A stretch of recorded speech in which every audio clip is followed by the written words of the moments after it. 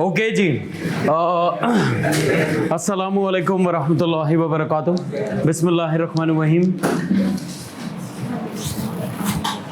Last class में हम लोग डिस्कस कर रहे थे कंसिडरेशन के बारे में। मोहतरमा, आप कल कहाँ थे? तो इसका मतलब आप बात करेंगे नहीं ना? अच्छा जी, तो हमने कंसिडरेशन के बारे में बात की थी और कंसिडरेशन के बारे में मैंने आपको ये बताया था कि सर किसी चीज़ के अगेंस्ट में कोई चीज़ देना या लेना उसे हम कंसिडरेशन कहते हैं। लैटिन लैंग्वेज के अंदर इसे हम किस वर्ड से जानते हैं?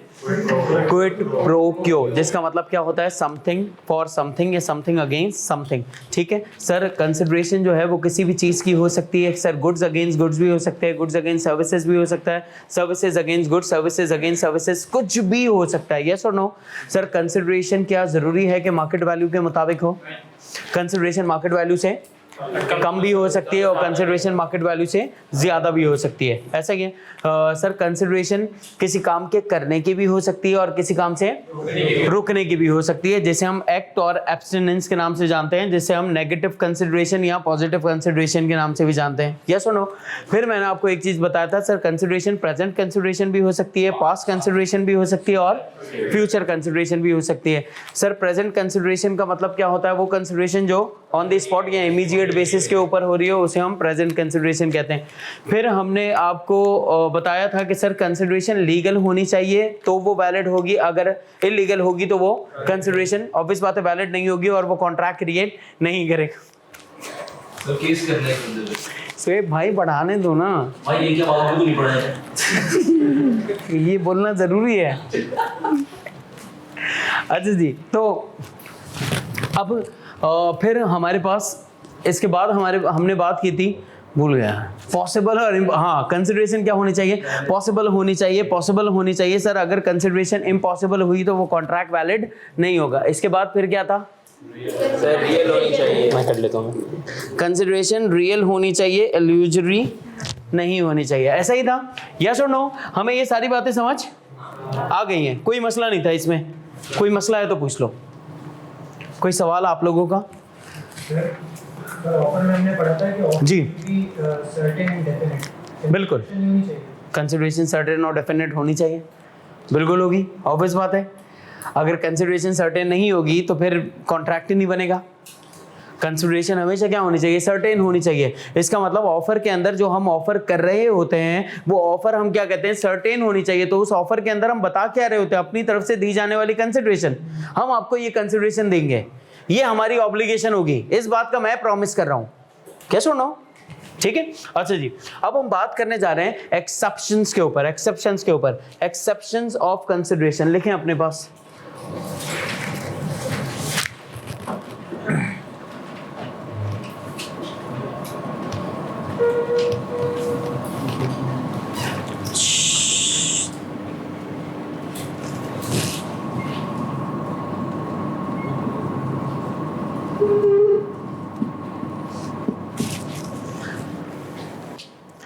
अब जल्दी से यहां देखेंगे।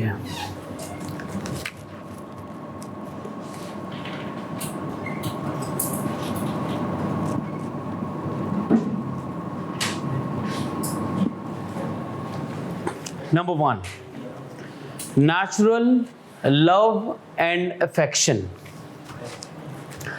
अक्सर और बेशतर क्या होता है कि सर कंसिडरेशन सिंगल साइडेड भी होती है और यहां पर सिंगल साइडेड कंसिडरेशन भी एक वैलिड कॉन्ट्रैक्ट क्रिएट कर रहा होगा।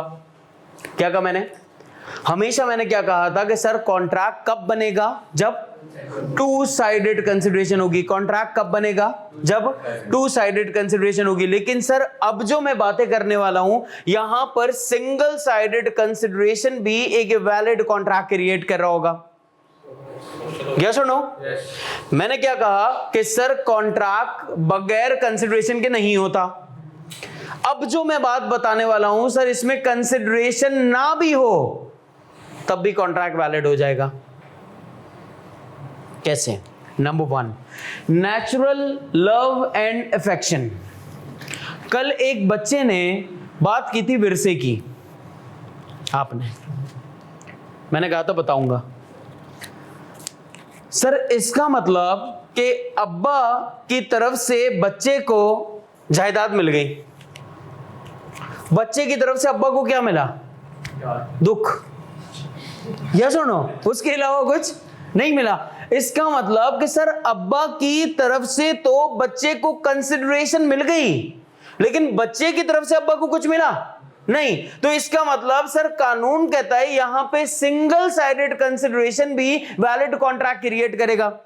अगर कानून ये बात ना करता तो सर विरासत के जितने भी रूल्स होते, जितने भी लॉ होते, सारे बेकार हो जाते। क्या सुनो, क्योंकि विरासत में क्या होता है सर, सिंगल साइडेड कंसिडरेशन होती है। पेरेंट्स की तरफ से मिल रहा है, बच्चे की तरफ से कुछ भी नहीं मिल रहा। तो सर विरासत के सारे रूल क्या हो जाते, बेकार हो जाते, अगर ये एक्सेप्शंस ना देते तो। अब sir natural love and affection के लिए जरूरी क्या क्या है, क्या क्या चीजें जरूरी हैं, यहां देखो। नंबर 1, नियरनेस रिलेशन क्या होना चाहिए? Nearness relation. नियरनेस रिलेशन का मतलब क्या है? बहुत ही करीबी ताल्लुक, करीबी रिश्ता होना चाहिए। सर ब्लड रिलेशंस होने चाहिए। इनके क्या होने चाहिए? Blood relations. जैसे कि अम्मा ने अब्बा के नाम पे प्रॉपर्टी ट्रांसफर कर दी, अब्बा ने भाई के नाम पे ट्रांसफर कर दी, भाई ने भाभी के नाम पे कर दी। ये क्या है सर? इसे हम कहते हैं नियरनेस रिलेशन। क्या है ये? Nearness relation. सर दूसरी चीज, अगर आप ट्रांसफर करना चाहते हैं तो वो चीज किसमें होनी चाहिए? सर वो चीज राइटिंग में होनी चाहिए। सर लेकिन आपने तो कहा था कि कॉन्ट्रैक्ट हमेशा ओरल भी हो सकते हैं और राइटिंग में भी हो सकते हैं, लेकिन कानून स्पेसिफाई करता है कि जब भी कभी आप किसी को नेचुरल लव एंड अफेक्शन के अंदर कोई चीज देना चाहते हैं तो वो राइटिंग में देंगे। यस और नो? हमने लिख कर दिया है कि ये इस बंदे को दे रहे हैं। सर तीसरी बात, सर अगर मैंने कोई चीज आपको राइटिंग में दे भी दी, सर हो सकता है आपने जबरदस्ती लिखवा ली हो मुझसे, मरने के टाइम पे चचा से जबरदस्ती लिखवा ली, बोला चचा अभी थोड़ा सा टाइम है आपके जाने में, अभी मार सकता हूं आपको। चचा क्या बोल रहे, बेटा प्रॉपर्टी ले ले, छोड़ ये सारी बातें, ऐश कर तू, मुझे भी जीने दे थोड़ा और। इसका मतलब कि सर चचा को क्या करना पड़ेगा? सिर्फ राइटिंग में देना जरूरी नहीं है, उसके नाम पर रजिस्टर्ड भी करवाना जरूरी है। उसके नाम पर रजिस्टर्ड भी करवाना जरूरी है। तो हम क्या करेंगे सर? हम रजिस्टर्ड भी करवाएंगे। यस और नो? सर इनके बीच में आपस में क्या होना चाहिए? ताल्लुक तो है, ताल्लुक होना कैसा चाहिए भैया? चचा और भांजा, मतलब जो ये आपस के जो रिश्ते हैं, इनके बीच में रिश्ता कैसा होना चाहिए? प्यार मोहब्बत का या दुश्मनी का? आप किसी को गिफ्ट कब करेंगे? मोहब्बत में, है ना? मतलब नफरत में, बोला भाई नफरत में गिफ्ट कर दिया इसको, मैं नफरत में तो नहीं कर सकते ना। तो इसका मतलब इनके बीच में क्या होना चाहिए? रिश्ता कैसा होना चाहिए? भरोसे का, लव एंड अफेक्शन। रजिस्टर्ड, ये जो कंसिडरेशन होगी आपको रजिस्टर्ड करवानी पड़ेगी, बाय लॉ रजिस्टर्ड करवानी पड़ेगी कि भैया मैंने इस बंदे के नाम पे ये चीज ट्रांसफर भी कर दी।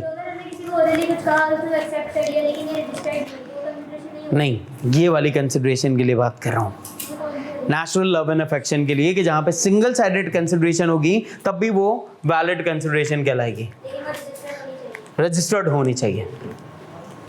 ये जो लास्ट पॉइंट बताया वो आपको बताना, लव एंड अफेक्शन होना चाहिए ना भाई। फर्ज करें कि जैसे मैं आपको एक रूल बताऊं, एक रूल क्या हुआ कि एक हस्बैंड वाइफ का बहुत फड्डा चल रहा था, वाइफ ने बोला मैं जा रही हूं, हाँ वाइफ चली गई, लोगों ने बोला भाई मतलब क्या हो गया, घर में नहीं फड्डा करेंगे तो कहाँ पे करेंगे, स्टेडियम थोड़ी बुक कराएंगे आप लोगों के लिए, आ जाओ चलो कोई मसला नहीं। बंदी क्या बोल रही है? बोलिए अगर ये मेरे नाम पे प्रॉपर्टी कर देगा तो मैं आ जाऊंगी। अब बंदी ने कैफोर पड़ा हुआ था, उसने क्या किया, लेकिन इसको ये नहीं पता था लड़का भी कैफोर पड़ा हुआ है, उसने क्या किया अब इनके बीच में नियरनेस रिलेशन तो है, यस और नो? राइटिंग में भी लिखवा लिया, बोला लिख कर दे दो, अच्छा भाई लिख के दे दिया, बोला रजिस्टर्ड भी करवा दो, भाई रजिस्टर्ड भी करवा दिया। सर लव एंड अफेक्शन वाली जहां पे बात आई ना, तो उसने लिखा हुआ था कि मैं तुमसे नहीं लड़ूंगी अगर तुम मेरे नाम पे प्रॉपर्टी कर दोगे। इसका मतलब सर इस बंदे ने मोहब्बत में आके नहीं किया ये काम, फड्डों से बचने के लिए और मतलब पंचायत ना होने के लिए इसने ये काम किया है। हाँ यू कैन से दैट, लेकिन लव एंड अफेक्शन होना जरूरी है किसी भी बंदे को कोई भी चीज ट्रांसफर करने के लिए। अगर कोई चीज प्यार मोहब्बत है ही नहीं तो भैया आप क्यों ट्रांसफर करोगे? बता क्यों करोगे? कोई वजह ही नहीं है। क्या पूछ के आपस में पूछ के भाई, ये सारे लोग जाते हैं कोर्ट में जाते हैं तो फिर बहुत सारी हियरिंग्स होती है। हियरिंग्स का मतलब सुनवाई होती है, समझे? सिंपल सी बात है ना। डन हो गया? अब ये बात समझ आ गई जवान? तुम कल सवाल पूछ रहे थे, अब जरा सुने। नेक्स्ट दूसरी बात,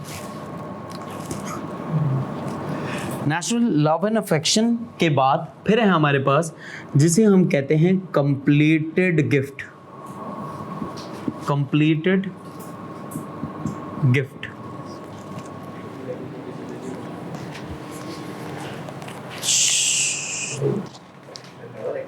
क्या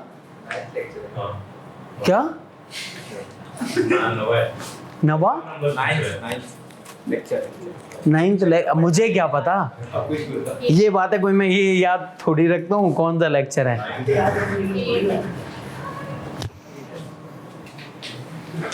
एट्थ है, ओके हाँ तो 9th होगा भाई। अब जरा समझे सर ऐसा भी तो होता है कोई हमारा करीबी रिश्तेदार ना हो लेकिन फिर भी हम किसी को गिफ्ट करते हैं, हो सकता है ना भाई? कोई आपका रिश्तेदार ना हो लेकिन फिर भी आप उसे गिफ्ट करें। इसका मतलब कि सर वो क्या है, वो किस कैटेगरी में आएगा? वो गिफ्ट की कैटेगरी में आएगा सर, जिससे आपका वो रिश्ता तो नहीं, ऑब्वियस बात है लव एंड अफेक्शन होगा जब भी आप किसी शख्स को गिफ्ट करते हैं। फर्ज करें अगर किसी शख्स ने आपसे कह दिया कि मैं आपको आपकी शादी के ऊपर जितना खर्चा होगा वो सारा का सारा मैं उठाऊंगा, मेरी तरफ से आपको गिफ्ट है, ठीक है? आपने ये बात सुनते ही फौरन जट मंगनी और स्टार्ट कर दिया। आपने बोला भाई फौरन कर लेते हैं, इससे पहले इसका मूड चेंज हो जाए।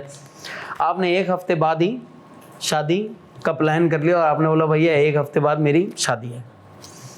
अब हुआ ऐसा कि सर जब आपने हमसे कहा कि सर वो मैंने शादी हॉल वॉल सारा कुछ सेटअप बुक करवा लिया है, खाना वाना सब हो गया, आपने बोला था वादा किया था, मैं अब मुकर जाऊं? मैं बोलूं नहीं क्या हो गया, पागल हो गए क्या, ये चीज़ें तो अलग से करनी चाहिए, शादी वादी ये क्या मतलब इतने लोगों को बुला के कर रहे हो? और आप क्या बोल रहे हैं? बोला सर आपने वादा तो किया था। मैंने कहा वफा तो नहीं किया ना, खाली वादा किया है ना भाई। मतलब मैंने आपके हाथ में कोई 10-15 लाख रुपए रख थोड़ी दिए हैं कि भैया ये गिफ्ट है मेरी तरफ से। इसका मतलब कि सर गिफ्ट का मतलब तो हमें पता है, कंप्लीटेड का मतलब क्या है कि अगर एक बार वो गिफ्ट हमने आपको प्रोवाइड कर दिया तो सर अब वो कंप्लीटेड गिफ्ट होगा, अदरवाइज वो कंप्लीटेड गिफ्ट नहीं होगा। तो गिफ्ट कंप्लीट कब होगा? जब वो सामने वाले शख्स को प्रोवाइड कर दिया जाए। नहीं समझे? एक बार एक बंदा आया और हमसे कहता है कि यार मेरे घर में बहुत मसले चल रहे हैं भाई, कोई हेल्प कर दो। मैंने इससे पूछा भाई तुम्हारा घर कहाँ है, कहाँ रहते हो? बोला नहीं झोपड़ी में रहता हूँ। मैंने कहा भाई बता कौन से इलाके में रहता है? बोला भाई मैं रहता हूँ फर्ज कर लो नागन पे। मैंने कहा नागन पे कितने का घर मिलेगा? बोला किराए पे। मैंने कहा नहीं खरीदने में। अब इसने मुझे बता दिया, बोला भाई 50 लाख का मिलेगा। मैंने कहा अंदर फर्नीचर फिक्सचर सारी चीज़ें हैं वो सब कितने का आएगा? बोला सर तकरीबन कोई 20 लाख रुपए का। सही है। अब बोला मालिक जब इतना कर ही रहे हो तो कलर वलर का देख लूं। मैंने कहा चलो देख लो। बोला कितना खर्चा? मैंने कहा 5 लाख रुपए। चलो भाई ये भी, अब ये खर्चा भी हमने मिला दिया। अब सर 75 लाख रुपए मैंने वादा कर दिया। मैंने बोला तू टेंशन नहीं ले, तेरी जॉब वॉब सब करा दूंगा, जा तू ढूंढ। घर वो ढूंढ लिया उसने। मुझे गिफ्ट करना था उसको। अगर मैं गिफ्ट ना करूं, क्या ये शख्स मुझ पे केस कर सकता है? सर मैं ये लिख के दे दूं इस बंदे को, मैं तुझे गिफ्ट करूंगा, क्या ये केस कर सकता है? नहीं कर सकता। क्यों नहीं कर सकता? क्योंकि सर गिफ्ट के लिए शर्त क्या है? कंप्लीटेड होना चाहिए। वो सामने वाले बंदे को अगर वादा किया है तो वो प्रोवाइड कर दो। लेकिन एक बार अगर आपने गिफ्ट प्रोवाइड कर दिया, अब वो आप वापस नहीं ले सकते। जैसे कि बहुत सारे लोग क्या करते हैं, जैसे कुट्टी होती है, ब्लॉक लिस्ट में चले जाते हैं, सबसे पहली चीज़ क्या मांगते हैं? हमने आपके ऊपर जितना खर्चा किया वापस कर दो। भाई लॉ ही मना करता है, बोला भाई एक बार गिफ्ट आपने दे दिया, कंप्लीटेड है वो, अब आप वापस नहीं मांग सकते हमसे। समझे? ना मांगना ना देना, लेकिन अपने पास। तो गिफ्ट क्या होना चाहिए? कंप्लीटेड। समझ आओगे ना? आप भी कह रहे हैं ना कि जी। अगर 75 लाख साथ दे दे तो आप वापस नहीं कर सकते। हाँ, अगर मैं उसे प्रोवाइड कर देता ना, अब मैं वापस नहीं ले सकता था। अब ये कंप्लीटेड गिफ्ट है। अगर आधे हैं तो आधे कंप्लीटेड गिफ्ट है। भाई जितना कंप्लीट हो गया वो गिफ्ट है। सही है ना?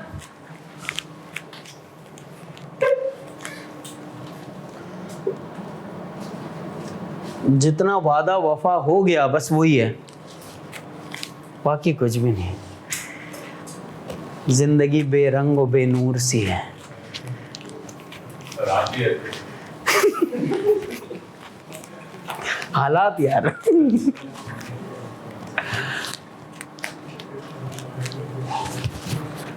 समझ आ गई बात?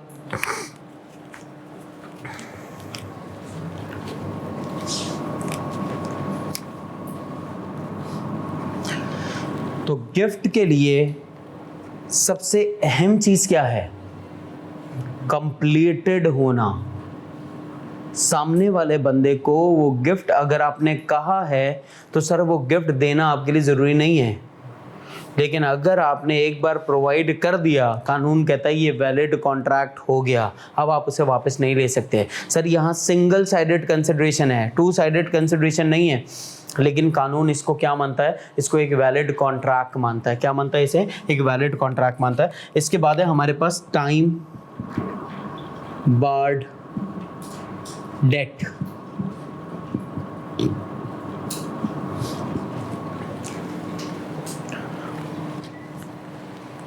डन? Barred debt. अब sir debt, DEBT, debt. Debt है डी डेट बोलते हैं यार तुम। यार कम ऑन मैन, बर्गर है ही नहीं है ये अच्छा, ये इसको क्या करता है ये बर्गर बॉय? ओह ब्रो मैं अच्छा बोलना, मैं बर्गर नहीं हूँ, मैं नॉर्मल हूँ, ये बर्गर है। अच्छा जी, अब जरा सुनो यार, बात समझो जवान। टाइम बाद डेट। डेट का मतलब क्या है? उधार। उधार के वक्त का गुजर जाना। उधार के वक्त का गुजर जाना, इसे हम क्या कहते हैं? टाइम बाद डेट। सर एक चीज है जिसे हम कहते हैं लिमिटेशन एक्ट। लिमिटेशन एक्ट आपके ऊपर कुछ लिमिट्स लगा देता है। क्या कर देता है? आपके ऊपर कुछ लिमिट्स लगा देता है। और लिमिटेशन एक्ट ने आपको बताया कि आप 3 सालों तक केस कर सकते हो उधार के लिए, उसके बाद आप किसी भी शख्स पे केस नहीं कर सकते। ये किसने बताया हमें? लिमिटेशन एक्ट ने बताया। किसने बताई ये बात? लिमिटेशन एक्ट ने बताई टाइम बाद डेट में। इसका मतलब कि सर एक बार ये वक्त गुजर गया, अब आप सामने वाले शख्स से उधार जो आपने दिया है उसका आप तकाजा नहीं कर सकते हैं। ये बात आपको पता लग गई, लिमिटेशन एक्ट है। एक मिनट ना जज्बाती घोड़े। हाँ भाई, तो अब हमें ये बात पता लग गई कि सर 3 सालों का हमारे पास टाइम है सामने वाले बंदे से उधार मांगने के लिए, लेकिन सर अगर हमने 2.5 सालों पर ही केस कर दिया और केस 3 सालों तक आगे चल रहा है, तो उससे कोई फर्क नहीं पड़ता। आपको विद इन 3 इयर्स सामने वाले बंदे पे केस कर लेना है, अदरवाइज सर वो कॉन्ट्रैक्ट क्या हो जाएगा, खत्म हो जाएगा। वो बना बनाया कॉन्ट्रैक्ट भी खत्म हो जाएगा अगर आपने 3 सालों के अंदर वो पैसे डिमांड नहीं किए तो। अब जरा यहां पे समझते हैं। फर्ज करें कि सर एक बंदा है, उसने उधार लिया था 2005 में, ठीक।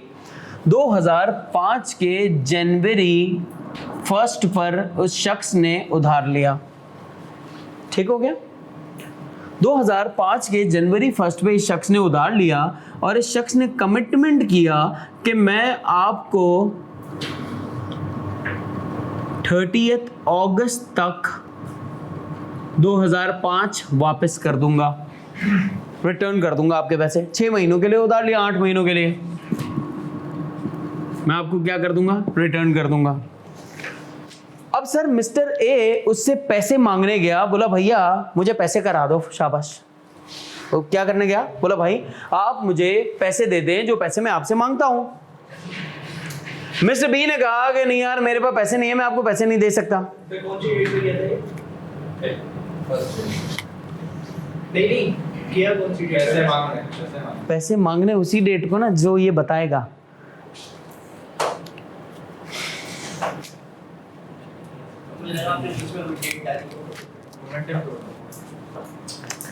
क्या करूं, इनको भेज दूं? अच्छा जी, यहीं उतार दूं, सोफिस्टिकेटेड अगर ज्यादा हो गया तो। अच्छा, अब हुआ ऐसा कि सर उस शख्स ने क्या किया, उस शख्स ने हमसे कहा कि आपके पास 8 महीने हैं, आप मुझे 8 महीनों में ठीक है पैसे वापस कर दीजिएगा। जब हम इससे पैसे मांगने गए मिस्टर बी से, तो मिस्टर बी कहता है कि यार मेरे पास पैसे नहीं है, मैं आपको नहीं दे रहा। मना कर दिया, बोला मैं आपको पैसे नहीं दे रहा।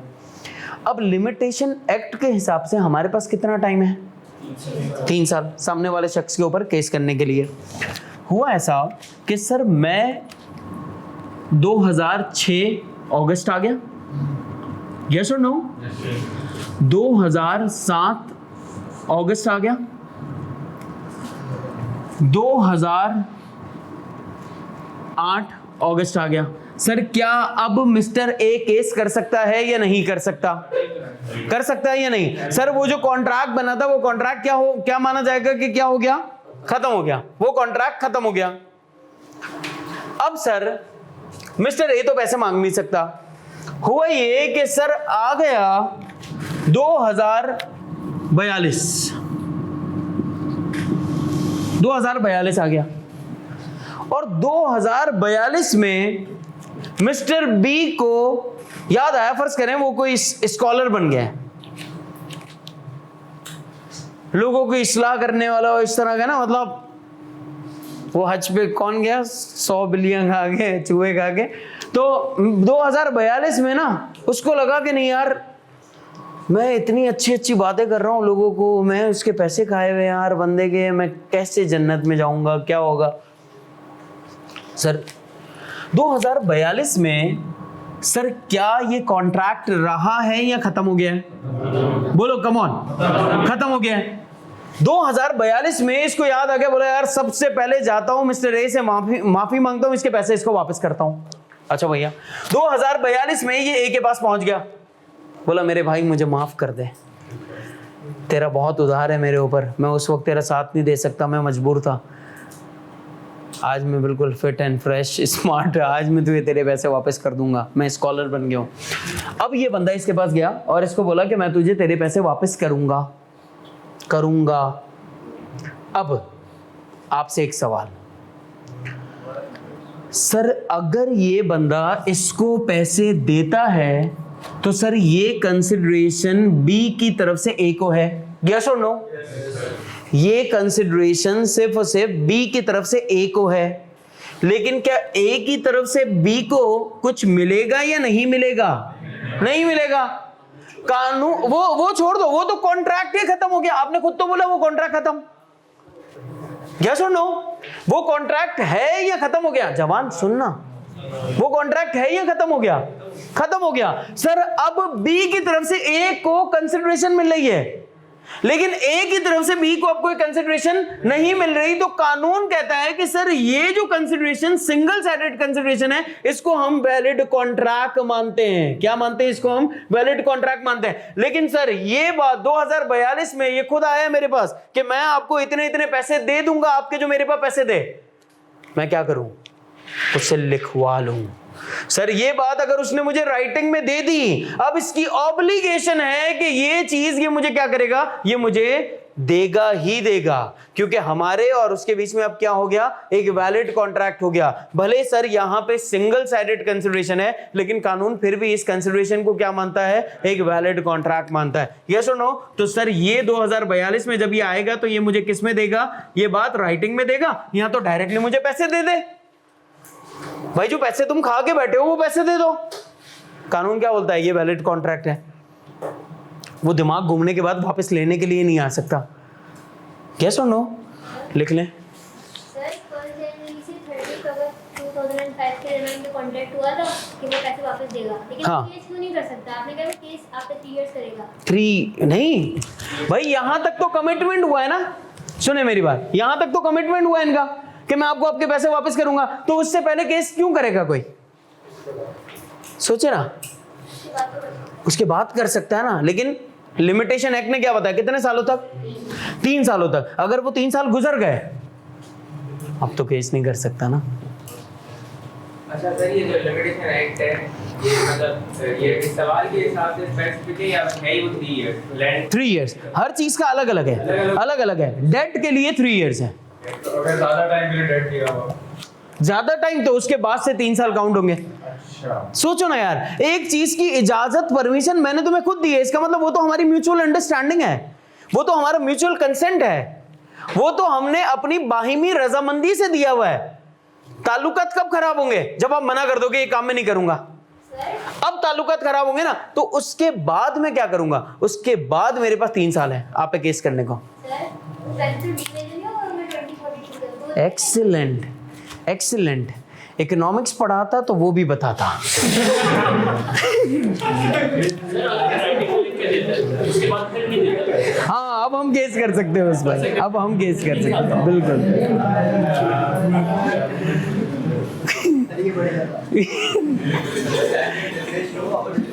क्या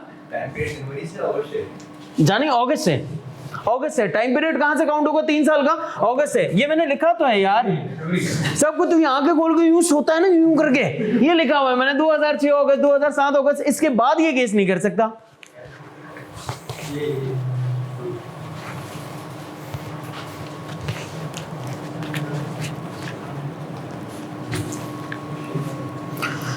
आप लोग घर पे बता के आए ना क्लास का टाइम? कैसे बच्चे हो तुम लोग? हाँ नहीं पता आप लोगों को? सीरियस बताएं। मुझे तो पता है 5:30 बजे तक बढ़ के। नहीं नहीं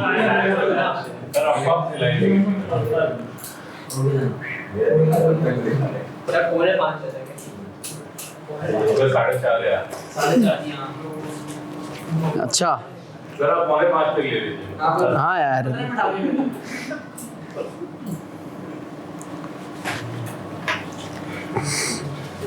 समझ आ गई बात? हाँ लिखो, सुकून से लिख लो, सुकून से लिख लो ये बातें, ये बड़ी इंपॉर्टेंट बातें। एग्जामिनर को बड़ी पसंद है, एग्जामिनर बहुत पसंद करता है इन बातों को कि आप मुझे कंप्लीटेड गिफ्ट के बारे में बताओ, नेचुरल लव एंड अफेक्शन के बारे में बताओ, मुझे टाइम बाद डेट के बारे में बताओ। एग्जामिनर को एक्सेप्शंस बहुत पसंद है। अब आप सोचोगे एक्सेप्शंस क्यों पसंद है? क्योंकि पूरे लॉ में आप क्या पढ़ते हैं? कंसिडरेशन जरूरी है, कंसिडरेशन जरूरी है, कंसिडरेशन 2 साइडेड होनी चाहिए, कंसिडरेशन 2 साइडेड होनी चाहिए। ये वाहिद वो प्लेस है जहां पे आपको बताता है कि सिंगल साइडेड कंसिडरेशन भी वैलिड कंसिडरेशन होती है। तो इस वजह से एग्जामिनर को लगता है बच्चा ये भूल गया होगा, तो वो आपसे ये एग्जामिन करता है। ये एग्जामिनर को पसंद है ये बात। बोला कंसिडरेशन पूछूंगा तो यहां से पूछूंगा, भूल गया होगा। क्योंकि बार बार एक ही बात पढ़ते हैं ना, टू साइडेड कंसिडरेशन टू, लेकिन यहाँ पे सिंगल साइडेड कंसिडरेशन भी वैलिड कॉन्ट्रैक्ट क्रिएट कर देगी। अच्छा देखो, आज आपको एक बात समझा दें, जब भी कभी कोई बंदा आपसे मुखातिब हो, कोई बंदा सिर्फ आपके लिए आया हो, तो उसको डिसरिस्पेक्ट करना बहुत ही आसान है। और वो डिसरिस्पेक्ट कैसे हो सकती है ज़रा समझ लेते हैं। जब भी कभी कोई शख्स आपसे मुखातिब होने आया हो और आप आपस में मुखातिब हो जाएं, इसका मतलब आप डिसरिस्पेक्ट कर रहे हैं, ठीक है? तो आप क्या कोशिश करेंगे कि आप भरपूर करें ये काम, नहीं ना? आप ये कोशिश करें कि आप ये काम ना करें। थोड़ी देर की तो बात है, तेरे से मैं बात ही नहीं करूँगा। अच्छा जी, अब ज़रा समझते हैं पास्ट वॉलंटरी सर्विसेज क्या हैं। देखो, कुछ ऐसी सर्विसेज जो हमने पास्ट में दी हो किसी के लिए और वो वॉलंटरीली दी हो। वॉलंटरीली का मतलब अपनी मर्जी से, बगैर पैसों के, बगैर कोई कमर्शियल लालच के, कोई लालच नहीं, हमने अपनी मर्जी से ये काम किया। फ़र्ज़ कर लें मैंने सोचा कि यार हम एक काम करते हैं, जितने बुज़ुर्ग लोग मस्जिद में जाते हैं ना, उनकी खिदमत करते हैं कुछ। हमने सोचा क्या खिदमत करें। हमने कहा यार बुज़ुर्ग लोग मस्जिद में आने के लिए इतनी दूर दूर से पैदल आते हैं, एक काम करते हैं, एक व्हील चेयर लेते हैं, सारे बुज़ुर्गों को मैं छोड़ता हुआ स्पीड में भगाता हुआ ले जाऊंगा मस्जिद तक। अब मैं सबको मस्जिद तक लेके जा रहा हूँ, मस्जिद तक। ये काम फ़र्ज़ कर लें हमने कोई 1 महीने तक किया। 1 महीने के बाद एक अंकल को हमारा ये एक्ट इतना अच्छा लगा, अंकल ने हमारा हाथ पकड़ लिया। बोला अब ये हाथ, अबे मतलब कि बेटा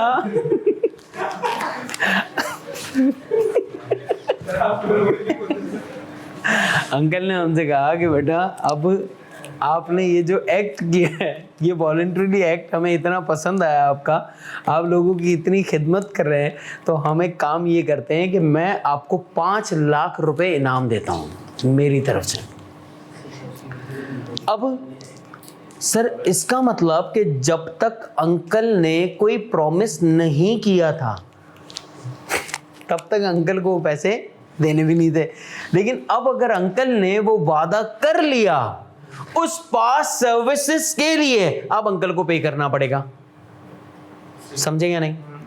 एक और एग्जांपल जरा सुनो। कल मैंने आपको बताया था कि सर आप सी साइड में हैं, एक बच्चा डूब रहा था, आपने फौरन क्रिश की तरह भागे, आप छलांग मारी और आप पानी से बच्चा बचा के लेके आ गए। माँ बाप रो रहे थे, मेरा करोड़ रुपए का बच्चा आपने बचा लिया। आपकी ज़बान तो उठ रही थी, बोला मांग लेता हूँ करोड़ रुपए। करोड़ रुपए बच गए तो दे दो भाई हमें। लेकिन माँ बाप ने बहुत आपको दुआएं दी और उसके बाद बोला बेटा एक काम करो, आपने ये वाला बच्चा हमारा बचाया है, हमारे पास 12 हैं, एक आप रख लो। अब एक आपको दे दिया, इसका मतलब वो गिफ्ट है ना आपके लिए। अब आप क्या करेंगे? रख लेंगे। अब भाई आपको कुछ पैसे दे दिए, तो अब आप क्या करेंगे? वो पैसे सर अब वो उनको देना जरूरी है। तो ये क्या है? सिंगल साइडेड कंसिडरेशन है, ये 2 साइडेड कंसिडरेशन नहीं है। नहीं समझे? अब जरा एक और एग्जाम्पल समझ लो। मैंने आपको कल बताया था कि एक लड़की का पर्स चुरा के एक बंदा भाग रहा था, आप पीछे भागे, आप उससे वो पर्स लेके आ गए। आपकी ये ऑब्लिगेशन नहीं थी। कम ऑन, ये बात सुन लीजिएगा।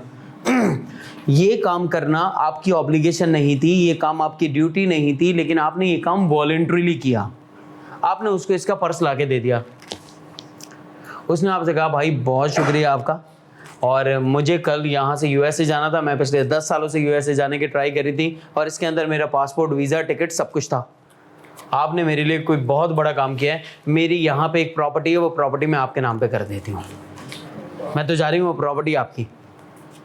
सर जब तक उसने नहीं बोला था ना, तब तक उसकी कोई ऑब्लिगेशन नहीं थी, लेकिन अब अगर उसने कोई कमिटमेंट कर दिया है तो अब उसको वो प्रॉपर्टी आपको देनी पड़ेगी। Got me point? यस और नो?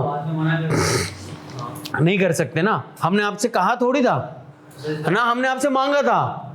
हमने आपसे ना कहा ना हमने आपसे मांगा, ये हमारी तरफ से आपको एक वॉलंटरीली सर्विसेज थी, और वॉलंटरी सर्विसेज के ऊपर आपको अगर अच्छा लगा और आपने हमें कुछ पे कर दिया, तो इसका मतलब ये सिंगल साइडेड कंसिडरेशन सिर्फ और सिर्फ आपकी तरफ से थी, हमारी तरफ से कुछ भी नहीं था। आप अगर हमें पैसे देंगे तो आपसे तो हमें कुछ कंसिडरेशन मिल जाएगी, लेकिन हमसे आपको कोई कंसिडरेशन नहीं मिलेगी। तो कानून कहता है कि ये सिंगल साइडेड कंसिडरेशन भी एक वैलिड कॉन्ट्रैक्ट क्रिएट करेगा। इसको आप कंसिडर कर लें इस तरह से कि सर सामने वाले शख्स के लिए आपने काम किया था वॉलंटरीली, आपका कोई मकसद नहीं था सामने वाले बंदे से पैसे लेने का, लेकिन उस शख्स ने अगर अनाउंस कर दिया अब उसको आपको देने पड़ेंगे, ये अब उसके ऊपर ऑब्लिगेशन है। उससे सिर्फ आपसे दो बंदे को बीच में आते हैं, उसमें बोला प्रॉपर्टी दे दूंगी। हाँ लेकिन वो मना करेगा, आप क्लेम कैसे करोगे? हाँ, लिख के दे देगी ना भाई।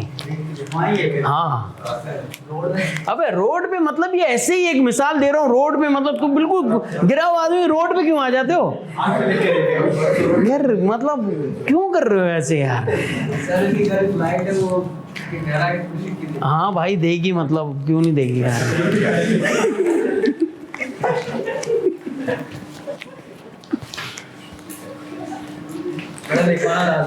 हाँ अबे यार ये बहुत वो कराना पड़ेगा,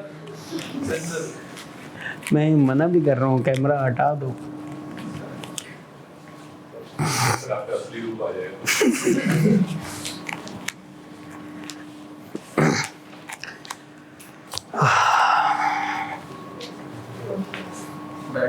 यानी तुम लिख नहीं रहे, पक्की बात है ना?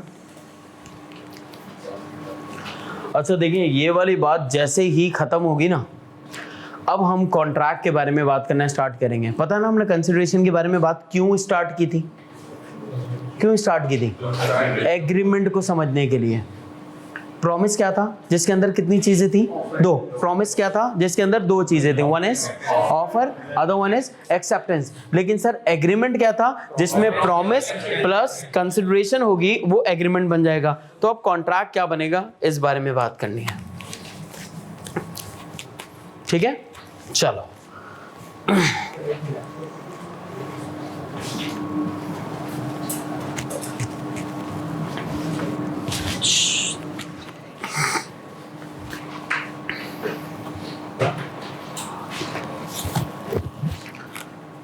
अब यहां पे जरा बात सुनिएगा।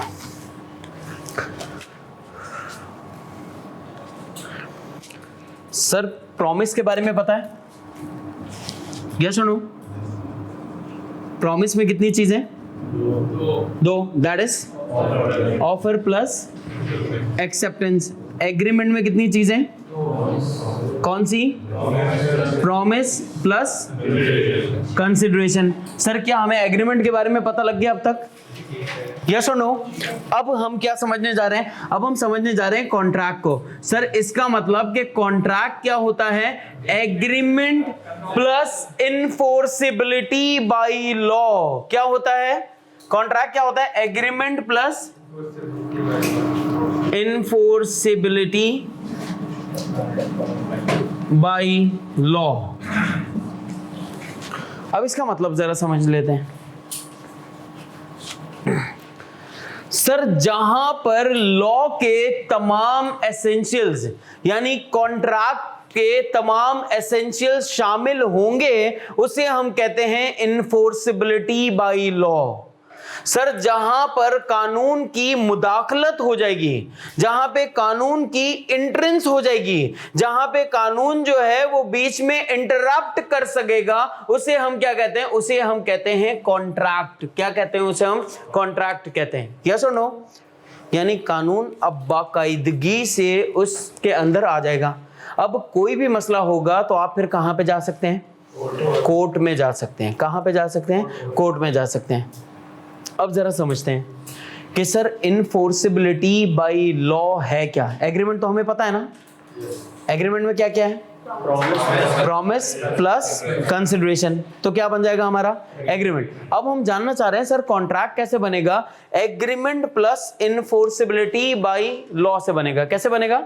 Agreement plus enforceability by law. अब सर इनफोर्सिबिलिटी बाय लॉ के अंदर हमारे पास क्या क्या आता है? जितनी भी चीजें कॉन्ट्रैक्ट के लिए एसेंशियल्स हैं, वो तमाम की तमाम चीजें कॉन्ट्रैक्ट करने के लिए जितनी भी चीजें जरूरी हैं, वो सब कुछ क्या है, वो सब कुछ हमारा इन्फोर्सिबिलिटी बाय लॉ है। क्या सुनो, अब जरा समझते हैं कौन कौन सी चीजें जरूरी हैं। इसे हम कहते हैं लीगल रूल्स या एसेंशियल्स ऑफ कॉन्ट्रैक्ट। सही है, लीगल रूल्स या एसेंशियल्स ऑफ कॉन्ट्रैक्ट, सही है। अब जरा सुनते हैं सर, कॉन्ट्रैक्ट के लिए सबसे पहले पहला स्टेप पूरा होना चाहिए। तीसरा स्टेप है ना कॉन्ट्रैक्ट, तो पहला स्टेप क्या है, ऑफर एंड एक्सेप्टेंस। तो इसका मतलब कि सर सबसे पहली चीज अगर मैं लीगल रूल्स के अंदर लिख दूं कि ऑफर एंड एक्सेप्टेंस होना चाहिए, तो क्या मैं गलत लिख रहा हूं? यस और नो? पहली बात समझ आ गई है। दूसरी बात सर, पहला स्टेप तो ये आ गया, और कॉन्ट्रैक्ट बनाने के लिए क्या चीज जरूरी है, ये बता रही है क्या है, और दूसरी चीज जरूरी, एग्रीमेंट में क्या है, कंसिडरेशन। सर कंसिडरेशन कैसी होनी चाहिए, सिर्फ कंसिडरेशन लिखूं या लॉफुल कंसिडरेशन लिखूं? Lawful consideration. सर कंसिडरेशन तो किडनैप करने की भी मिल जाएगी, कंसिडरेशन तो स्मगलिंग करने की भी मिल जाएगी, सर कंसिडरेशन तो शर्त लगाने की भी मिल जाएगी, सर कंसिडरेशन किसी को मारने की कूटने की भी मिल जाएगी, लेकिन वो लॉफुल नहीं होगी। तो कंसिडरेशन कौन सी होनी चाहिए, लॉफुल कंसिडरेशन होनी चाहिए। तो हमेशा कंसिडरेशन क्या होगी, लॉफुल कंसिडरेशन होगी। क्या होगी कंसिडरेशन, लॉफुल। आप भी वर्ड क्या यूज करेंगे, लॉफुल कंसिडरेशन का वर्ड यूज करेंगे कि लॉफुल कंसिडरेशन वैलिड होती है। फर्ज करें अगर एग्जामिनर आपसे एमसीक्यूज पूछे और उसमें लिखा हुआ एक तरफ कंसिडरेशन एक तरफ लिखा हो लॉफुल कंसिडरेशन, तो आप बोलोगे क्या फर्क पड़ता है, जिसमें कुछ नहीं लिखा उसको भी हम लॉफुल समझ लेते हैं, तो आप क्या किस पे निशान लगाओगे, लॉफुल कंसिडरेशन पे। यस और नो, सिंपल। वरना आप बाहर जाके क्या बोलोगे, बोले उसको पता ही नहीं, देख दो चीजें एक जैसी लिख दी, मैंने लगाए तीसरे पे निशान इस वजह से। ठीक है, अच्छा जी, अब नई बातें हैं और ये बातें आपने सुन लेनी है। एक चीज है सर, कॉन्ट्रैक्ट करने के लिए और क्या जरूरी है, इसे हम कहते हैं कैपेसिटी ऑफ पार्टीज। क्या कहते हैं इसे हम, कैपेसिटी ऑफ पार्टीज। ये हम पूरा चैप्टर इंशाल्लाह डिस्कस करेंगे, पूरा चैप्टर है ये capacity of parties. Sir capacity of parties या कैपेसिटी टू कॉन्ट्रैक्ट का मतलब क्या है, कैपेसिटी ऑफ पार्टीज का मतलब कि सर जो पार्टीज जो कि कॉन्ट्रैक्ट कर रही हैं, पार्टीज मतलब जो कि कॉन्ट्रैक्ट कर रही हैं, जो कॉन्ट्रैक्चुअल ऑब्लिगेशंस है जिनके ऊपर, सर वो पार्टीज कैपेबल हैं कॉन्ट्रैक्ट करने के लिए या नहीं। कैपेबल का मतलब क्या होता है, सर क्या वो कॉन्ट्रैक्ट करने के लिए एलिजिबल हैं, क्या वो कॉन्ट्रैक्ट कर सकती हैं, इसे हम क्या कहते हैं, इसे हम कहते हैं कैपेबिलिटी ऑफ पार्टीज। कि पार्टीज कैपेबल हैं, एलिजिबल हैं कॉन्ट्रैक्ट करने के लिए या नहीं। अब कोर्ट ने, लॉ ने आपको 3 ऐसी पार्टीज बताई जो कि कैपेबल हैं, जो कि कॉम्पिटेंट हैं कॉन्ट्रैक्ट करने के लिए, और 3 ऐसी पार्टीज हैं जो कि कॉम्पिटेंट टू कॉन्ट्रैक्ट नहीं है। कितने वर्ड्स यूज किए, कैपेसिटी, कैपेबिलिटी, कॉम्पिटेंसी, एलिजिबिलिटी। तुम लोग खाली सुनो, हाँ नहीं पागल है क्या, अबे लिख भाई, लिख भाई, लिख यार, मेरे को शौक है क्या ये सारी बातें बताने को, भूल गया ना। मुझे लगा कि ये आप बाद में पढ़ाएंगे। नहीं, बाद में तो पढ़ाऊंगा, अभी जो कुछ मिल रहा है वो तो एक्सट्रैक्ट करो ना। तो आज क्या मतलब ऐसे ही फारिग यूं बोले जाओ। कैपेसिटी ऑफ पार्टीज को हम कॉम्पिटेंसी भी तो कह सकते हैं, यस और नो। सर हम एलिजिबिलिटी भी तो कह सकते हैं, हम कैपेबिलिटी भी तो कह सकते हैं, यस और नो। तो एग्जामिनर अगर किसी भी तरीके से इस्तेमाल करे ना, हम तो बार बार क्या सुनेंगे, capacity of parties, capacity of parties, capacity of parties, मैं बार बार यही बोलूंगा। लेकिन एग्जामिनर ने अगर किसी और वर्ड से इस्तेमाल किया तो हमारे दिमाग में आ जाएगा कि यार एक बार बोला था इसने, वो हमारे पास लिखा हुआ भी है। तो हम डायरेक्टली हमारा दिमाग कहां पे जाएगा, कैपेसिटी ऑफ पार्टीज पे ही जाएगा कि वही चीजें सोचना स्टार्ट कर दें। तो एग्जामिनर अगर आपको कहीं नहीं घुमा सकता तो आपको कहां घुमाएगा, वर्ड्स में घुमा देगा, और आप क्या बोलोगे, समझ ही नहीं है, निकल गया, हाथ से गया है भाई। ठीक है, अब तो सर पार्टीज क्या होनी चाहिए, कैपेबल कॉम्पिटेंट होनी चाहिए। अब हमें लॉ ने 3 पार्टीज बता दी कि सर ये कौन है, कॉम्पिटेंट टू कॉन्ट्रैक्ट और not competent to contract.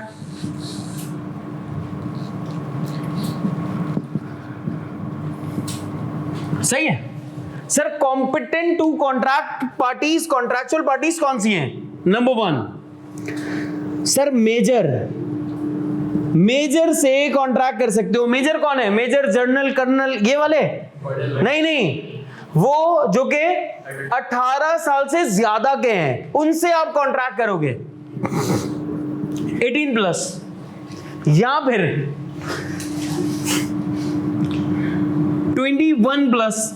Sir इसके बारे में हम बात करेंगे, ये एक्चुअली जर्नल है, ये स्पेशल है, ये जर्नल रूल है, ये स्पेशल रूल है मेजर के लिए, ये मैं डिस्कस करूंगा इंशाल्लाह। ठीक है, तो सर पहली चीज क्या होनी चाहिए कि बंदा क्या हो, 18 साल से बड़ा हो।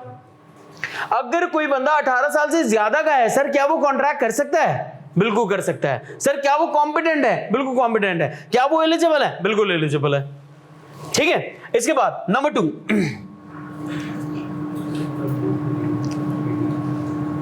क्या, साउंड माइंड। साउंड माइंड का मतलब क्या है सर, वो बंदा जो कि रैशनल डिसीजंस ले सकता हो, जो कि अक्लमंदाना फैसले कर सकता हो, जिसका दिमागी तवाजुन ठीक हो, ऐसे बंदे को हम क्या बोलते हैं, साउंड माइंड पर्सन। ऐसे शख्स को हम क्या कहते हैं, साउंड माइंड पर्सन। यस और नो। और सर तीसरा, क्वालिफाइड बाय लॉ होना चाहिए। लॉ की नजर में वो क्या करता हो, क्वालिफाई हो, वो क्या हो, क्वालिफाइड बाय लॉ। क्या होना चाहिए सर, लॉ की नजर में वो क्वालिफाई होना चाहिए। सर क्या मतलब, क्या मतलब सर, वो बंदा किसी क्रिमिनल एक्टिविटी के अंदर ना हो। सर वो शख्स लॉ की नजर में उसके साथ कॉन्ट्रैक्ट करने को मना ना किया गया हो, तो वो शख्स हमारा क्या कहलाता है, क्वालिफाइड कहलाता है, क्वालिफाइड बाय लॉ पर्सन कहलाता है। सर जो कि मर्डरस नहीं है, क्रिमिनल नहीं है, उस पर कोई केस नहीं है इस तरह का। तो सर लेकिन गुड क्वेश्चन, बोरिंग, ये नाम बता अपना। अच्छा जी, अब अगर आप यहां पे देखो सर, कोई बंदा 18 साल से ज्यादा है, क्या उसके साथ कॉन्ट्रैक्ट हो सकता है? हो सकता है या नहीं सर? लेकिन वो पागल है, क्या उसके साथ कॉन्ट्रैक्ट हो सकता है? इसका मतलब कि सर यहां पर एक कंडीशन पूरी नहीं होनी, यहां पे सारी कंडीशंस पूरी होंगी तो आप कॉम्पिटेंट बनेंगे, अदरवाइज आप कॉम्पिटेंट टू कॉन्ट्रैक्ट नहीं है। यानी कॉम्पिटेंट टू कॉन्ट्रैक्ट बनने के लिए तमाम कंडीशंस क्या होनी है, फुलफिल होनी है। यस और नो?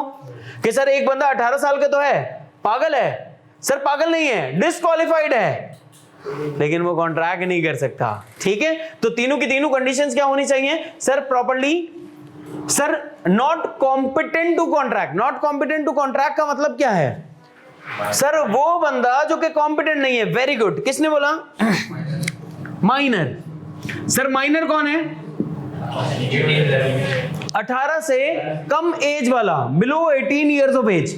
सर दूसरा, sound mind, mental, unsound mind. Sir unsound mind जो है सर, क्या उससे कॉन्ट्रैक्ट कर सकते हैं?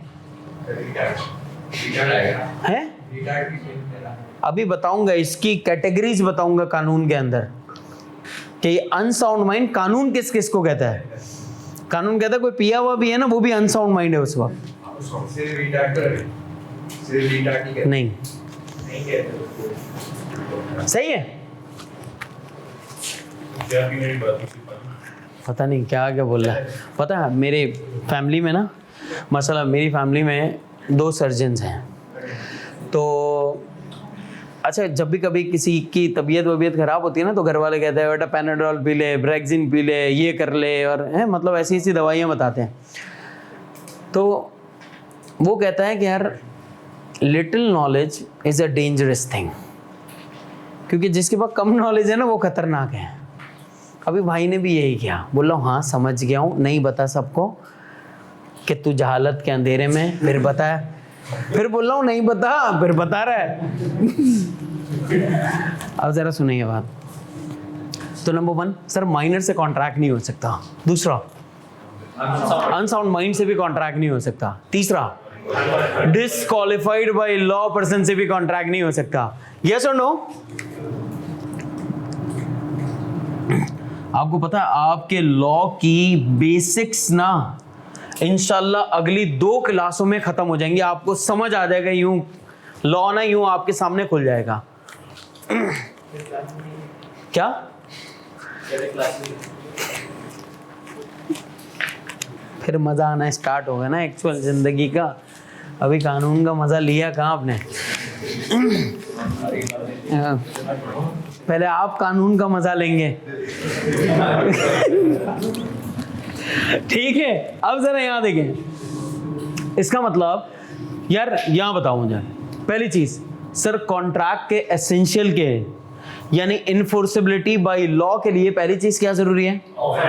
सर अगर ऑफर नहीं है, और ऑफर की आपको सारी चीजें पता है कि ऑफर इस तरीके से होनी चाहिए, अगर उन तरीकों से ऑफर नहीं है सर कॉन्ट्रैक्ट बनेगा ही नहीं। अगर एक्सेप्टेंस उस तरीके से नहीं है कॉन्ट्रैक्ट तक बात पहुंचेगी नहीं। अगर कंसिडरेशन है और वो लॉफुल नहीं है कॉन्ट्रैक्ट तक बात पहुंचेगी ही नहीं। सर अब कॉन्ट्रैक्ट तक बात पहुंच रही है कैसे? सर पार्टीज क्या होनी चाहिए? कैपेबल होनी चाहिए। पार्टीज क्या होनी चाहिए? कॉम्पिटेंट होनी चाहिए कॉन्ट्रैक्ट करने के लिए। और 3 पार्टीज हैं कॉन्ट्रैक्ट करने के लिए जो कि कॉम्पिटेंट है। Number 1 major, sound mind, qualified by law. 3 ऐसी पार्टीज जो कि कॉम्पिटेंट नहीं है। Number 1 minor, unsound mind, disqualified by law. बातें आसान हो गई, अब जरा समझें। इसके बाद सर ये एक पूरा चैप्टर है, ठीक है ना, इसको हम एज ए चैप्टर डिस्कस करेंगे बहुत डिटेल में इंशाल्लाह। इसके बाद है हमारे पास फ्री कंसेंट। सर कल आपने ये वर्ड एक बार यूज किया है, यूज किया था? कहां यूज किया?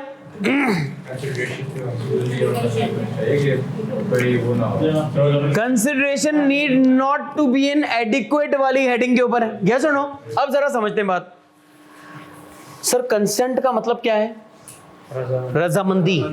और फ्री का मतलब आजादाना, मुफ्त वाली नहीं, आजादाना रजामंदी। सर इसका मतलब कि हम किसी शख्स के प्रेशर में आकर कोई काम ना कर रहे हो, कोई कॉन्ट्रैक्ट किसी शख्स के प्रेशर में आके ना कर रहे हो, किसी शख्स के थ्रेट में आके ना कर रहे हो, सर किसी शख्स की मारने के उसमें आगे ना कर रहे हो, किसी के धमकाने के उसमें आगे ना कर रहे हो। तो ये तमाम चीजें हमारी क्या कहलाती हैं? सर ये तमाम चीजें हमारा एक वैलिड कॉन्ट्रैक्ट क्रिएट नहीं करेगा, क्योंकि हम अपनी मर्जी से वो काम नहीं कर रहे, हमसे वो काम जबरदस्ती क्या करवाया जा रहा है। क्या सुनो, हमसे वो काम जबरदस्ती करवाया जा रहा होता है। तो सर इसका मतलब कि अब वो कॉन्ट्रैक्ट नहीं बन सकता। तो सर हमारा कॉन्ट्रैक्ट बनने के लिए जरूरी चीज क्या है कि हमारी कंसेंट क्या होनी चाहिए? फ्री होनी चाहिए। हमारी कंसेंट क्या होनी चाहिए? फ्री होनी चाहिए। तो फ्री कंसेंट का मतलब क्या है कि कोई आपको डराना रहो, आपको धमकाना रहो, आपको मारना रहो, आपको किडनैप करने की धमकियां ना दे रहा हो, तो सर अब आप जो भी कॉन्ट्रैक्ट करेंगे तो वो क्या कहलाएगा? फ्री कंसेंट कहलाएगा। क्या कहलाएगा? फ्री कंसेंट कहलाएगा। क्या कहलाएगा? Free consent. अब सर 5 ऐसी चीजें हैं जिसके अंदर हमारी कंसेंट फ्री नहीं होती। 5 ऐसी चीजें हैं जिसमें हमारी कंसेंट फ्री नहीं होती। नाम देख लें। Number 1 coercion, coercion. Number 2 undue influence. Number 3 fraud. Number 4 misrepresentation. और नंबर 5 मिस्टेक। ये 5 ऐसी चीजें हैं जिसमें हमारी कंसेंट फ्री नहीं होती। Sir coercion, cuff, M M, और you can say that cuff M square, ठीक है, याद रखने के लिए। Misrepresentation, mistake.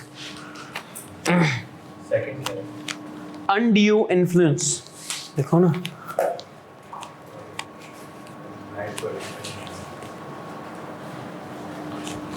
यहां पर यहां लिखूं,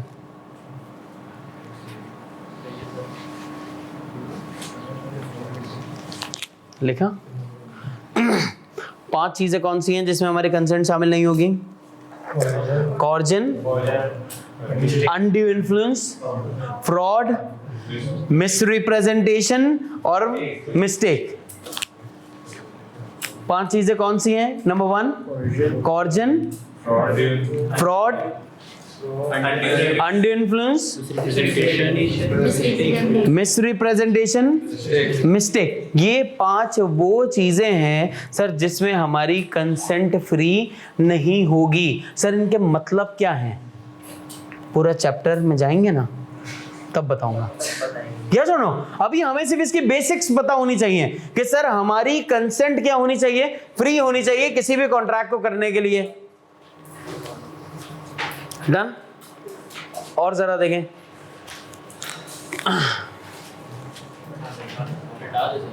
नहीं नहीं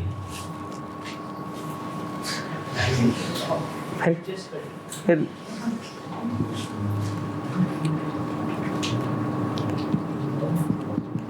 सर और क्या चीज जरूरी है? Lawful object. क्या चीज जरूरी है?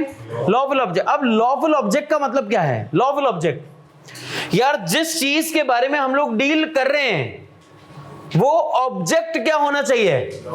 Lawful, legal. जैसे कि सर मैं आपको मोबाइल फोन बेच रहा हूं, हाँ, अगर वो चोरी का है तो इसका मतलब वो क्या है? Unlawful object. तो हमें मोबाइल बेचना है लेकिन कौन सा? अपना। अपना सारी चीजें उसमें बताकर कि भैया ये चीजें हैं और ये खराब भी नहीं हुआ, कभी डूबा भी नहीं, पानी में भी नहीं गया, कुछ भी, जो भी कुछ आप इसको पहले से बताएंगे फिर उसको बेचेंगे। ये क्या है? लॉफुल। ये क्या है? लॉफुल। और अनलॉफुल क्या है कि सर मैं चोरी का मोबाइल बेच रहा हूं। सर कार बेचना अलाउ है, कस्टम पेड। एनसीबी कार्स नहीं बेच सकते, नॉन कस्टम पेड कार्स नहीं बेचनी है। यस और नो? सर शराब बेच सकते हैं?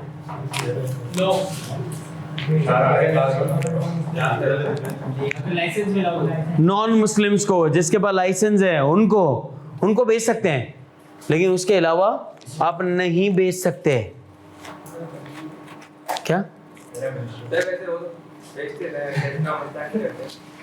भाई, बेचने वाले और पीने वालों को कोई रोक सकता है? तू बता। हाँ मतलब नहीं रोक सकता ना यार कोई। किसको? हाँ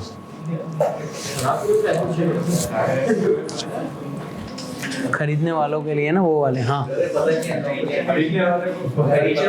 हाँ भाई, ये इसने बेस्ट क्वेश्चन पूछा है आज का। सवाल क्या है?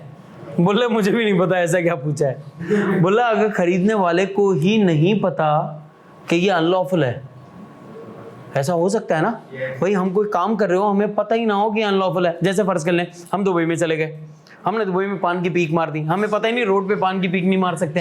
फर्ज कर लें अगर हमें नहीं पता और हम ये बोल सकते हैं भाई मेरे को क्या पता। अबे भाई तेरे को पता होना चाहिए, तू हमारे घर में आया है, हमारे मुल्क में आया, तो पता होने चाहिए हमारे कानून। इसे हम कहते हैं कि सर इस बंदे की गलती या कानून की गलती कि मैं बना क्यों यहाँ पर?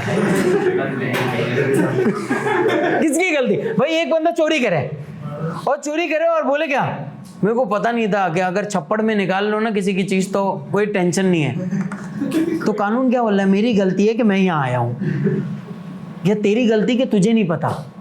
तेरी गलती भैया, तुझे नहीं पता। इसे हम कहते हैं ignorance of law has no excuse. कि अगर आप इग्नोरेंट है ना कानून के मामले में, ये कोई एक्सक्यूज नहीं है। फिर तो हर दूसरा बंदा क्या बोलेगा? सर मुझे पता ही नहीं था लाइसेंस रखना जरूरी है, सर मुझे पता ही नहीं था गन चलाना अलाउ नहीं है, सर मुझे पता ही नहीं यहां बैठ के शराब नहीं पी सकते। हर बंदा क्या करेगा, आखिरी में हल क्या निकलेगा, सर मुझे पता नहीं है। Got me point. इसी वजह से कानून ने आपको बता दिया कि अगर आप इग्नोरेंट हैं कानून के मामले में तो ये एक्सक्यूज जो है ना ये बेकार है। ये कोई एक्सक्यूज नहीं है कि यार मैं माफी मांगता हूं मुझे नहीं पता था। नहीं नहीं नहीं, पनिशमेंट मिलेगी तुम्हें। डबल सवारी फर्ज करने बंद है, आप डबल सवारी में घूम रहे हैं और आप पुलिस वाले को क्या बोले, मुझे नहीं पता, आपको 2 ज्यादा मारनी चाहिए। बोलो भाई तुझे क्यों नहीं पता, अपने मुल्क का कानून नहीं पता तो किसके मुल्क का जानेगा। अपने घर का अगर आपको कानून नहीं पता तो आप किसके घर का मालूम करेंगे। सर मतलब कोई लीगल रीजन हो, वैलिड रीजन हो, जैसे कि मतलब बंदा वाकई में सच्ची बिजी का पढ़ रहा था बहुत ज्यादा और मारो और मारो, बोले दुनिया से बाखबर क्यों हो गया भाई। बोला पढ़ रहा था, इसके ना 4 पेपर इसके दिमाग पे लग गए। यहां तक बात समझ आ गई। तो ऑब्जेक्ट क्या होना चाहिए, लॉफुल होना चाहिए। सर टर्म्स क्या होनी चाहिए, सर्टेन, सर्टेनिटी ऑफ टर्म्स होनी चाहिए। बात हम डिस्कस कर चुके हैं, यस और नो। लेकिन अपने पास सर्टेनिटी ऑफ टर्म्स, ये बात हमने पहले डिस्कस कर ली है। सर्टेनिटी ऑफ टर्म्स के सर हमारे बीच में टर्म्स क्या होनी चाहिए, डिसाइडेड होनी चाहिए, क्लियर होनी चाहिए, वेग नहीं होनी चाहिए। क्या सुनो, टर्म्स क्या होनी चाहिए, क्लियर होनी चाहिए, इजी टू अंडरस्टैंड होनी चाहिए, वेग नहीं होनी चाहिए, मिसअंडरस्टैंडिंग्स क्रिएट नहीं होनी चाहिए। नहीं नहीं, ये इसी में आ रहा है, legal rules of essentials of contract में चल रहा है सब कुछ। लॉफुल ऑब्जेक्ट के अंदर नहीं नहीं नहीं नहीं, लॉफुल ऑब्जेक्ट एक अलग चीज है ना, कि हमारा ऑब्जेक्ट क्या होना चाहिए, कानूनी तौर पे होना चाहिए, कानून के मुताबिक होना चाहिए, और टर्म्स हमारी क्या होनी चाहिए, सर्टेन होनी चाहिए। सर परफॉर्मेंसेस, आगे बताऊं, ये खत्म कराए बगैर थोड़ी जाऊंगा। परफॉर्मेंस हमारी क्या होनी चाहिए, पॉसिबल होनी चाहिए या इम्पॉसिबल होनी चाहिए। कॉन्ट्रैक्ट, अब समझो जरा बात समझते हैं प्लीज, मुंह ऊपर, शाबाश। यहाँ देखो, अगर मैं आपसे ये कहता हूं कि सर मैं आपसे कोई कॉन्ट्रैक्ट करने जा रहा हूं, तो किसी पॉसिबल परफॉर्मेंस का कॉन्ट्रैक्ट करूं या इम्पॉसिबल परफॉर्मेंस का कॉन्ट्रैक्ट करूं। I am not talking about difficulty, कि कोई कॉन्ट्रैक्ट करना डिफिकल्ट है, मैं ये कह रहा हूं वो इम्पॉसिबल ही नहीं है। सॉरी, हाँ चेकिंग हो रही थी आपकी। आपको चेक नहीं करूंगा, सही सुन रहे हो नहीं। अच्छा सुनो जवान, सुन बात सुनो। देखो मैंने आपसे ये कहा कि सर परफॉर्मेंस 2 किस्म की हो सकती है ना, या तो परफॉर्मेंस पॉसिबल होगी या हो ही नहीं सकती होगी। सर एक तो है कि हो ही नहीं सकती, मैं चांद तारे तोड़ के ले आऊंगा, पॉसिबल है, इम्पॉसिबल। मैं आपसे कह दूं मैं मुर्दे को जिंदा कर दूंगा, इम्पॉसिबल। मैं मतलब इसका मतलब ये सारी चीजें क्या हैं, इम्पॉसिबल है, सब कुछ क्या है, इम्पॉसिबल। तू बता कोई इम्पॉसिबल एक्ट बता ना, इसके कान में तो बता रहा था तू। इसकी शादी बोला इसकी शादी, नहीं यार। अब तो इसका मतलब कि सर अगर परफॉर्मेंस इम्पॉसिबल है तो उस चीज के लिए कॉन्ट्रैक्ट कभी भी नहीं हो सकता। लेकिन अगर परफॉर्मेंस पॉसिबल है, मैंने ये बोला ना, अगर परफॉर्मेंस इम्पॉसिबल है तो कॉन्ट्रैक्ट नहीं हो सकता, और अगर परफॉर्मेंस पॉसिबल है तो ऑब्वियस बात है कॉन्ट्रैक्ट हो सकता है। लेकिन सर परफॉर्मेंस अगर डिफिकल्ट है तो उसको आप इम्पॉसिबल नहीं बोल सकते, उसको आप डिफिकल्ट को इम्पॉसिबल नहीं कह सकते। जैसे सीए करना डिफिकल्ट है या इम्पॉसिबल है, डिफिकल्ट है। क्या सुनो, मैं अगर आपसे ये कह दूं कि सर मैंने एक बंदे से कहा कि यार मैं आपसे 500 किलो अमरूद खरीदूंगा, ये क्या है, डिफिकल्ट है, इम्पॉसिबल थोड़ी है। सर खरीद सकते हैं आप, रेट्स बढ़ जाए कम हो जाए आप खरीद सकते हैं, difficulty is a different thing, impossibility is a different thing. तो सर हमें क्या ख्याल रखना है कि वो परफॉर्मेंस क्या होनी चाहिए, पॉसिबल हो, इम्पॉसिबल ना हो, डिफिकल्टी होगी तब भी कॉन्ट्रैक्ट हो जाएगा। Got my point? यस और नो? लिखें अपने पास, ये भी एसेंशियल है कि सर परफॉर्म करने के लिए परफॉर्मेंस क्या होनी चाहिए, पॉसिबल होनी चाहिए उस चीज की, इम्पॉसिबल परफॉर्मेंस के ऊपर कॉन्ट्रैक्ट नहीं बन सकते। नहीं लिख रहे आप? सही से लिखो ना, सही लिखा है। वो डिफिकल्टी वाली बात कहाँ लिखी है? If performance is difficult, then it is good. आपका रजिस्टर ना आपका एसेट होगा, एसेट नहीं। हाँ आप इसको अपना असासा समझें।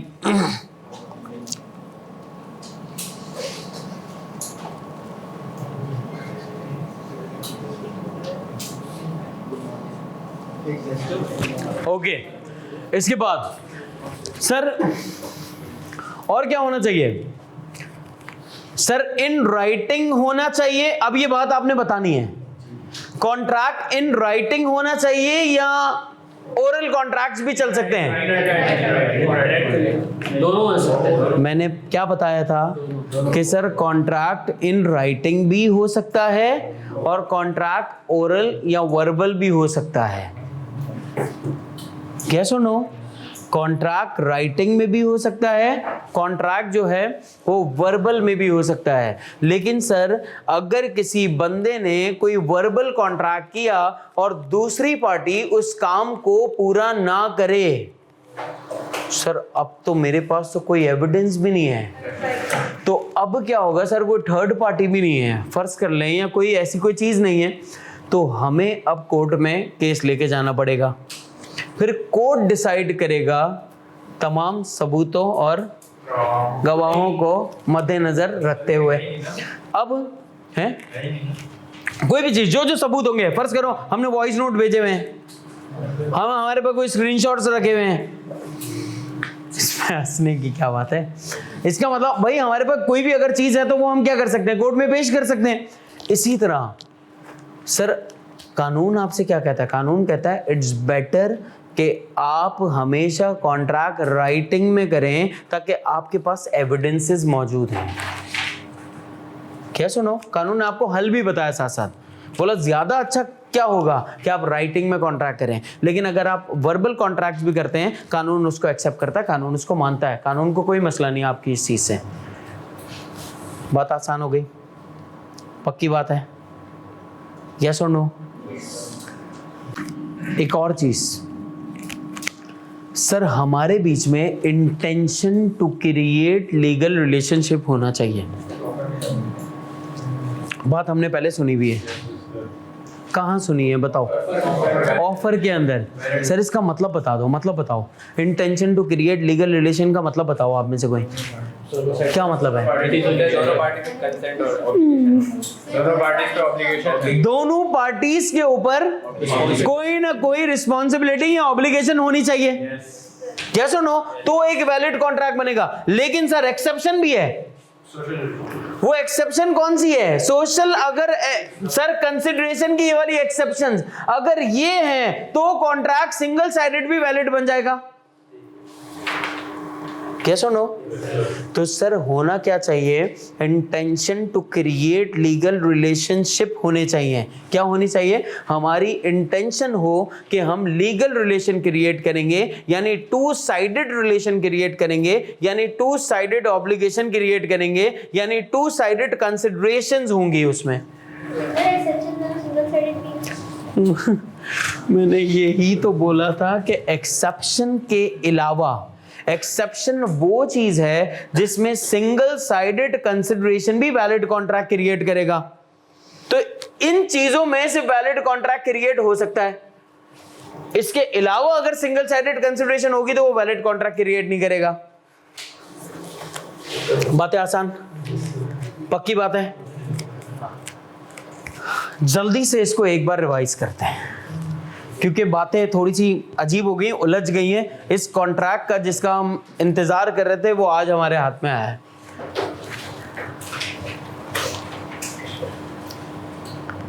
कोई ऐसा शख्स जो कि आके सब कुछ बता सके?